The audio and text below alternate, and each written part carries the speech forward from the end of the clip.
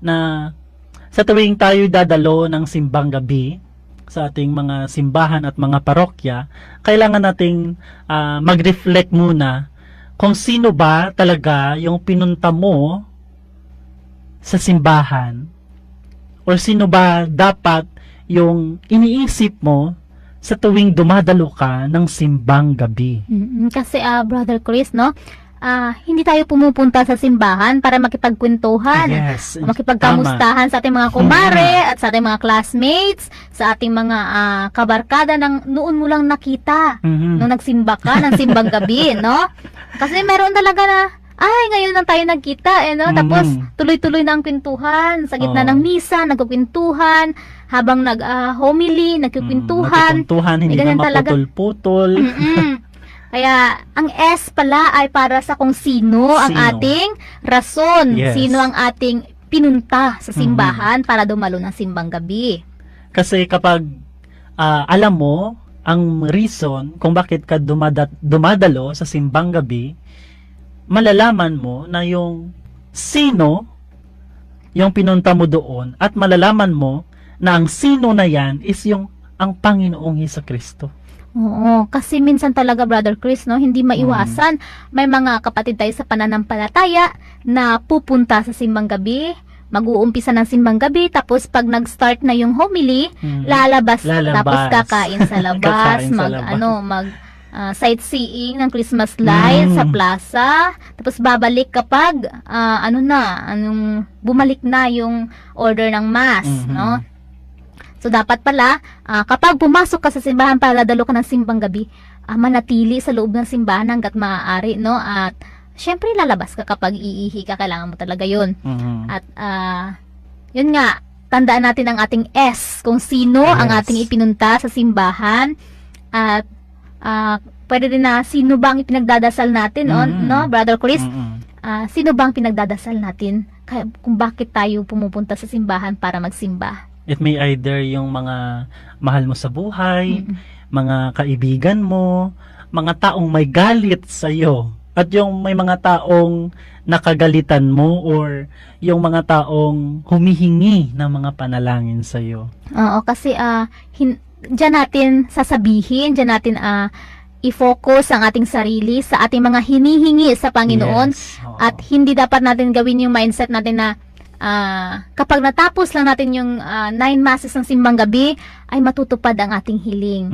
Dapat talaga alamin natin ang ating S sa pagsisimba. Sino ang ating ipinunta sa simbahan? Sino ang ating ipinagdadasal? Sino ang ating rason kung bakit tayo dumadalo ng simbang gabi? Yes. So, tandaan natin, no, mga kaalaga natin sa kay Kristo, na si Lord ang source ng happiness.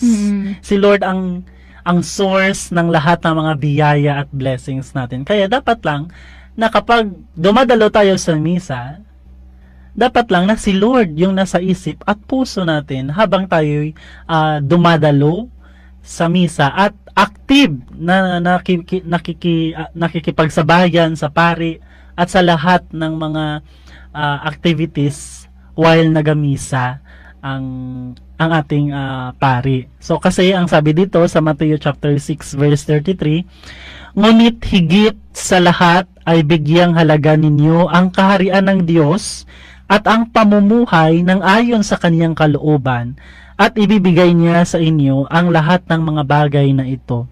So, ang sabi dito ng Panginoon yung kalooban niya. Kalooban ba ng Diyos na habang nagmimisa yung pari sa unahan, nakikipagchismisan ka, natutulog ka, nakapagmerienda, kumakain ka habang nag-homily si Father, kumakain ka ng puto, bibingka, umiinom ka ng juice. Kalooban ba yan ng Diyos na totoo nga na yung pinunta mo sa simbahan, yung misa, yung mga actions mo hindi pumapakita na you are willing to listen sa homily ng pari, at yung willingness mo na si Lord talaga yung pinunta ko dito, so dapat i-control ko yung sarili ko na hindi dapat ako kumakain. tuwing nagmimisa, hindi ako nakikipagmarites sa katabi, di ba, Oo. sister? Baka may humili din talaga yung katabi eh. So, tandaan natin na si Lord yung source ng lahat ng blessing. Kaya dapat lang na si Lord yung iniisip natin sa tuwing nagmimisa tayo. Kasi yung mga nakikita ko while I'm attending the mass on every Sunday, sister, maraming mga youths na kagaya ko na physically present but mentally absent. Ibig sabihin, nandyan sila, dumalo sila sa misa, pero most of them, no, nakikita ko na yung iba nagse-cellphone, Cellphone. yung iba may earphone sa kanilang tenga, Baka dalawa yung misa dinaluhan ba? yung iba nagi-games ng ML, ano ba yan, ng Candy Crush. Candy Crush, yung patok na games ngayon, yung puzzle ba? Baka hindi maiwasan talaga. Baka Mm. kailangan talaga na ipanalo yung game sa Yung cellphone. games. So, kailangan natin, no, reminders lang sa mga youths na kagaya ko na while we are attending the mass, we are always active at saka nakikinig tayo at hindi lang physically present tayo kundi by mentally present at spiritual, no, na presence dapat yung ipinapakita natin sa Panginoon. Kasi alam ko naman na tayo yung nagsisimba kasi mostly yung reason kung bakit nagsisimba yung mga kapatid natin, hindi naman lahat, pero mostly talaga na nagsisimba sila, sister, is para lang may hingin sila sa Diyos. Yung may hinihingi lang tayo. Hindi natin iniisip yung hinihingi ng Panginoon. So, may hinihingi ka nga, pero you are deserving ba na i-grant ni Lord yung hinihingi mo, yung hinihiling mo sa Kanya after ng misa? So, hindi ka pwedeng mag-demand kasi kung ipinapakita mo naman sa Panginoon na you are not deserving for that kind of hiling na gusto mong matupad sa'yo, huwag ka nang magsimba. Diba? Pinaplastic mo lang si Lord dyan. Tsaka yung pari na nasa unahan mo. Kasi akala ni Father nakikinig no? Kasi tahimik-tahimik tayo, pero yun pala may may... Tumatango yung ulo, yun pala, nagpapa-music. Tumatango ka. Oo. So, tandaan natin na si Lord yung source of blessing. Kaya, siya yung dapat unahin natin. Siya yung dapat ang focus natin sa simba. Yes. Okay. So, next dito is, we pray for one another. Nabanggit ko kanina, at saka ni sister, na mahalaga na kapag tayo'y dumadalo sa simbang gabi or sa mga every masses, no, na dinadaluhan natin, we are always praying for those people na mahalaga sa atin at yung nagkasala sa atin at yung ginawa natin ng kasalanan is dapat ihingi ng tawad, no? Ihingi ng prayers sa Panginoon. Kasi ang sabi dito sa Santiago chapter 5 verse 16, malaki ang nagagawa ng panalangin ng taong matuwid. So pinapakinggan talaga ng Panginoon yung mga panalangin ng mga taong sinusunod niya yung kanyang kalooban. So hindi niya so vice versa lang. Hindi niya pinapakinggan yung opposite pala, sister, no? Pinapakinggan niya yung taong matuwid na sumusunod sa kanyang kalooban at hindi niya pinapakinggan yung taong hindi sumusunod sa kanyang kalooban, which is yung taong habang nagmimisa, nagmamarites, nagchichismis at kung ano-anong pang ginagawa nila na hindi ayon sa kalooban ng Diyos. Opo. Kasi po Brother Chris, kapag may hinihingi tayo sa Panginoon, dapat give and take to di ba po? Yes.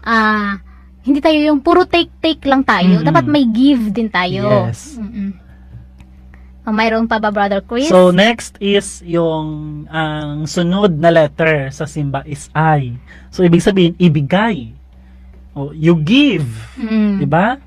Ano ba yung mabibigay mo sa Panginoon sa tuwing dadalo ka sa simbang gabi? Or sa every masses na dinadaluhan mo? Wala naman tayong maibibigay, Brother Chris, no? Kundi ang ating sarili. Yes, ang ating puso. sarili, ibigay mo ang iyong oras sa Diyos, ibigay mo ang sarili mo sa Kanya, at ibigay mo ang buong puso mo sa iyong pagsamba. Hindi pwede na nagsisimba ka, na dumadalo ka sa simbang gabi, na yung half body mo nasa iba na activity, tapos yung half body mo sa Panginoon. So dapat, yung gusto ng Panginoon sa iyo is your whole. Mm. Your whole heart, your whole self. No?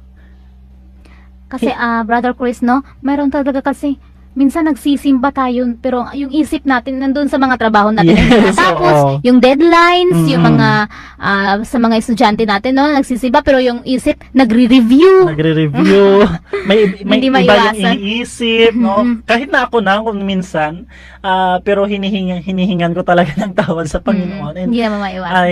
I remind myself na, Chris, dapat kapag nasa simbahan ka, wag mo munang intindihin yung mga bagay na hindi related sa misa. Set aside. Kasi, isang araw lang, di ba, yung hinihingi ng Panginoon, at isang oras lang ang hinihingi ng Panginoon. At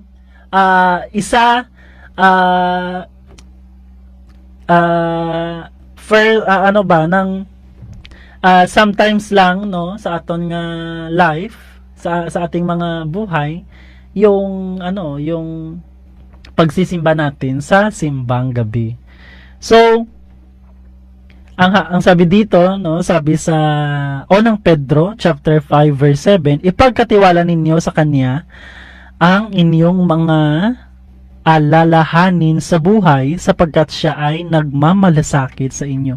So, gusto pala ng Panginoon na ibigay mo sa kanya ang nasa loob ng puso mo, kasi pag binigay mo sa kanya, minimake sure ng Panginoon sa atin na kapag binigay mo sa kanya yung puso mo, tatanggalin niya yung sama ng loob mo, tatanggalin niya yung mga lahat ng pagod mo sa buhay, at tatanggalin niya yung sakit na dinadanas mo na experience mo na mga sakit sa sa everyday life mo, sa tuwing mafe-feel mo na frustrated ka, nadidepressed ka. Yan yung gusto na ibigay ng Panginoon. Yan yung gusto mo, gusto ng Panginoon na ibigay mo sa kanya, sister. Isuko mo lahat. Isuko mo lahat sa kanya. Hindi yung ibigay mo lang yung half. Kasi sabi mo, Lord, sa akin na lang to. Hindi pwede, kasi sabi ng Panginoon, yung buong puso mo, yung buong your whole self, kumbaga, no? So, ibigay natin ang ating mga oras, no, sa ating mga trabaho at para sa sarili natin. Nararapat lamang na ibigay natin ang ating oras, ang mga sarili at ang ating mga puso sa Diyos sa pamamagitan ng pagsamba. Kasi this is ang mass kasi yun yung pinakamataas, no, na prayers, kumbaga, na Highest form form of of prayer. yes, highest form of prayers na ma-offer natin sa Panginoon, which is ginaganap lang ito sa isang oras lang. O isang oras lang, hindi mo ba kayang paglaanan ng oras ang Panginoon? Diyos na yung kinakausap mo, hindi ordinaryong tao. So next is M, makinig. Ito yung wala sa atin minsan. Hindi tayo nakikinig. So kapag hindi tayo nakikinig, iba-iba yung nagagawa natin. Kapag hindi tayo nakinig, hindi natin malalaman kung ano ba ang tama at mali. Kung hindi tayo nakikinig ng maayos, hindi natin malalaman kung ano ba ang gusto ng Panginoon sa iyo. Ano sabi dito? Makinig sa salita ng Diyos. Paano ka makikinig sa salita ng Diyos? Yung sa katabi mo pa lang yung pinapakinggan mo. Oo. Diba? Kasi kung gusto natin ng success, makinig tayo. Yes. Kasi yun nga, may mga ganyan-ganyan sa school, 'di ba Brother Chris, no? Yung mga estudyante natin, sinabi ng teacher na encircle the letter of your answer. Yung ginawa mo, sinulat mo. Hanggang 50 yung test, di zero ka, di ba? Kasi hindi mo sinunod yung instruction. Ganyan-ganyan din. So makinig tayo sa salita ng Diyos, at kung gusto natin talaga na makamit, maabot, marating yung mga pinapanalangin natin, tandaan din natin yung letter M. Makinig tayo. Yes, kasi sa pakikinig mayroong pag-ibig. Let's try to pagdikitin natin yung dalawang tenga natin, di ba? Nakaka-form ng heart. Yes, nakaka-form ng heart yan. So, kapag nakikinig tayo sa misa, pinapakita natin sa Panginoon na mahal natin ang Diyos, di ba? Kagaya nung sa mga lalaki, kapag they are nagko-court sila, 'di ba? Sa kanilang mga gusto nilang maging girlfriend. They are always listening. 'Di ba? Sa mga sinasabi ng babae or sa mga sinasabi din ng mga boyfriend nila. Diyos yung sinasamba mo eh. Hindi mo kayang pakinggan kahit isang oras lang. Pero kapag nagbi-video call kayo, aabot ng madaling araw yung video call nyo. So, yung hinihingi ng Panginoon sa iyo is 1 hour lang. So, dapat makinig ka. Kung mahal mo ang Diyos, nakikinig ka sa humili ng pari. Kahit pa na sinasabihan ka ng ibang tao na, ang boring naman ng pari, maghumili. Haba-haba naman ang humili ni Father. ng humili ni Father. So nagrereklamo ka. Nagrereklamo ba ang Diyos? Na, Lord, bigyan mo ko nito. Lord, bigyan mo ko nito. Lord, sana magkaroon ako nito. Lord, gusto sana gusto ko nito, Lord.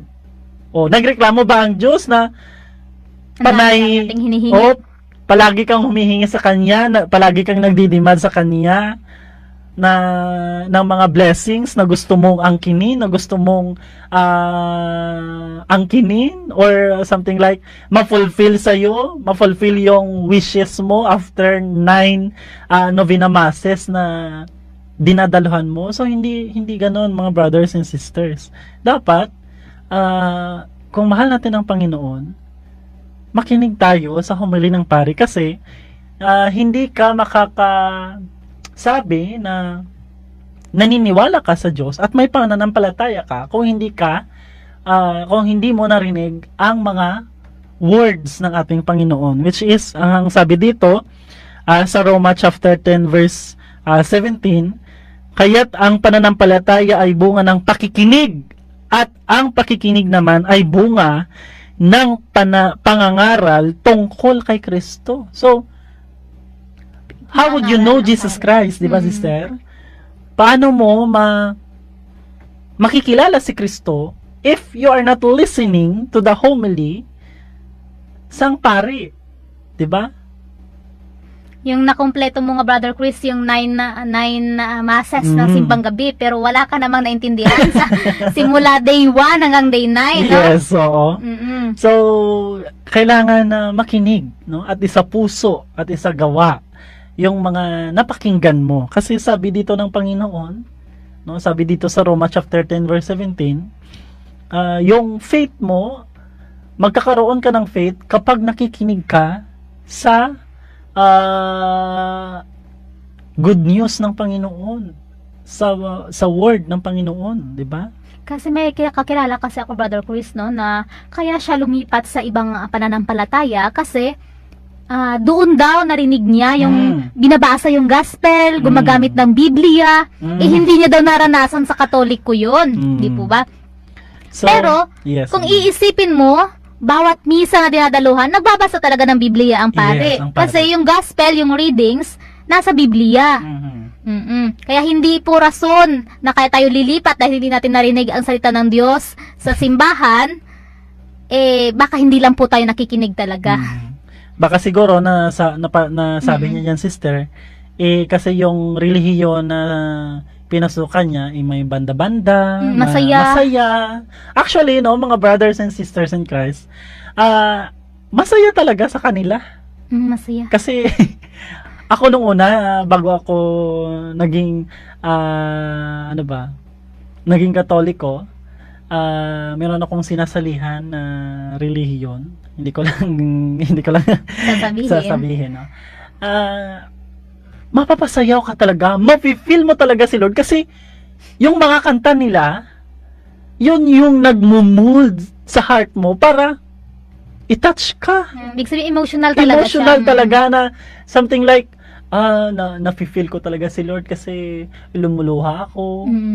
Unlike sa misa, Na boring. boring, Tapos yung music, para ka matutulog. parang matutulog ka. Kasi yun man talaga kasi yung yung setup ng Catholic Mass. Yes, oo. Solemn Kasi po siya. solemn. Doon ko lang nalaman na, ganito pala yung misa, ganito pala dapat maghumili ang pari kasi si Lord yung kinakausap mo, bakit sisigaw-sisigaw ka? Di ba? Talon. Tatalon-talon ka. The higher you jump, the more you reach heaven. So, sabi Diba? ng ibang pananampalataya. So, may formality po at saka may sequence talaga, no, yung samba natin sa Panginoon. Tandaan po natin yung ating letter M sa ating acronym ng simba, ang makinig. Yes, makinig. Next na letter sa simba is B, which is biyaya. Gusto natin ng biyaya, hindi ba? Di ba, sister? Gusto ko rin ng biyaya. Humingi ka nito sa pamamagitan ng pagsamba sa Diyos. Yun nga yung sinabi natin kanina, Brother Chris, no, na hindi tayo puro take-take lang. Dapat give and take tayo. Yes, Proportion siya. So, at ipakita natin sa Panginoon na we are all deserve. You are deserving na Tumanggap ng blessing. tumanggap ka ng blessing na hinihingi mo. Last, no, na letter sa simba, A, or alamin, no? Sa pamamagitan ng ating pagsamba, marami tayong dapat na alamin katulad na lamang ng mga sumusunod. Alamin mo ang iyong pananampalatayang Katoliko. Ito ang isa sa nakita ko na kulang sa ating mga kapatid na mga Katoliko. Yung kapag tinatanong ka, Brother Chris, no, na, hala, kayo mga Katoliko, bakit kayo nag-sign of the cross? Yes. Kasi may nakita akong video niya nung yung isang member ng isang simbahan, no, na hindi na natin sasabihin. Kasi ginawa niyang joke yung sign of the cross natin mga Katoliko. Kasi daw kapag dadaan tayo sa simbahan, nagsa-sign of the cross tayo. Yung simbahan daw nila nasa Robinsons lang, parang awkward daw sa kanila mag-sign of the cross. Pero tayo mga Katoliko, hindi tayo nahihiya mag-sign of the cross, Brother Chris, no? Yes, Kahit nasa kasi- jeep tayo. Yes, kasi sabi dyan sa Galatians chapter 6 verse 14, it is a pride. Ano ito ba? Sa karangalan, no, ng mga early Christian na pride nila, yung cross ni Kristo, hindi yan kahihiyan sa kanila. Oo. At si San Pablo, ipinagmamalaki yung cross ni Kristo. 'Di ba? So, diyan tayo, no? Diyan mo malalaman kung totoo bang Kristiyano yan. Kasi, yung mga early Christian na katulad day Pablo, they are pinagmamalaki nila yung cross ni Kristo. Okay, we So, are saved by the cross. Yes, we are saved by the cross. And that is why that our church are putting sang cross sa ibabaw, no? Sa itaas ng ating simbahan para ipagmalaki yung cross ni Kristo na sa pamamagitan ng cross ni Kristo tayo ay naligtas. So, alamin natin yung pananampalatayang Katoliko. Huwag tayo magtanong sa ibang sa ibang universe. Kundi magtanong tayo sa mga kapwang nating mga Katoliko na mas may alam kaysa sa atin sa pananampalatayang Katoliko. At lalong-lalo na, try to ask your priest. Oo, sa pari talaga magtanong. Sa pari. Kasi, nakapag-aral, yung pari natin, nakapag-aral ng mahigit 10 years. Yes, 10 years. At nag-aaral, hindi nag-i-end yung pag-aaral nila. They are still studying sa ating mga pananampalatayang Katoliko. Huwag kang magtanong sa mga tao na nagbasa lang ng Biblia ng konting verse at yung mga 10 verse lang yung nalaman, Gumraduate na. nag-graduate na ng kanilang masters at doctors sa literature. Huwag ganyan. Huwag kang magtanong sa kanila kasi iba yung isasagot nila sa iyo. Huwag kang magtanong sa mga taong nag-aral ng Biblia sa loob lamang ng 6 months or ng 1 year. Oo nga, kasi ang hirap. Diba? Hindi kasi bunga ng private interpretation yung Yes. Biblia natin, Brother Chris. Mhm. At tandaan po natin ha, yung letter A po natin is alamin. Alamin natin ang ating pananampalataya kasi kadalasan sa simbang gabi, yung mga pari, nagkakatikesis talaga sila while nag-homily. Yes. Kasi ipinapaabot sa atin nating mga pari kung bakit tayo nagse-celebrate ng simbang gabi, kung ano ang purpose natin ng pagsisimba, yes. at ano ba yung mga dapat gawin natin sa Advent season. Yes, next is alamin mo ang ibibigay sa iyo ng Diyos dahil humingi ka sa Kanya. Alam na ng Diyos kung ano ang nasa puso natin at alam na niya kung ano ang hihilingin natin sa Kanya. Subalit, hindi natin alam kung ano ang ibibigay niya sa atin. So, dapat we are always ready na tanggapin yung ibinigay ng Diyos na maluwag sa kalooban. Diba, At yung sister? ibibigay pa. Yes, Brother at yung Chris. ibibigay pa, 'di ba? Kasi hindi naman one big time si Lord bumigay ng mga blessings niya, 'di ba?